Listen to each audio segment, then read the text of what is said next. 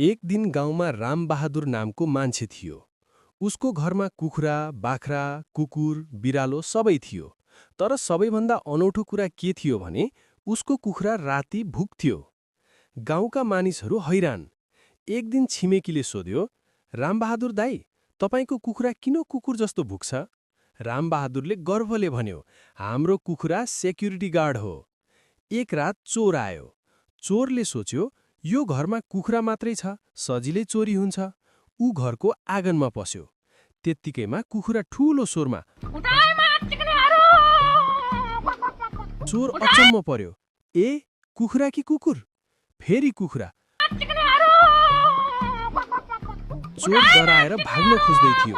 त्यत्तिकैमा रामबहादुर झ्यालबाट चिच्याए, ए चोर, डराउनु पर्दैन, त्यो कुखुरा मात्रै हो।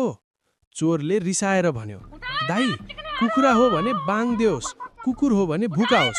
यो त दुवै काम गरेर मेरो दिमागै घुमाइदियो। त्यसपछि चोर भाग्यो। अर्को दिन गाउँमा हल्ला फैलियो। रामबहादुरको घरमा कुखुरा होइन, कुखुरे कुकुर छ।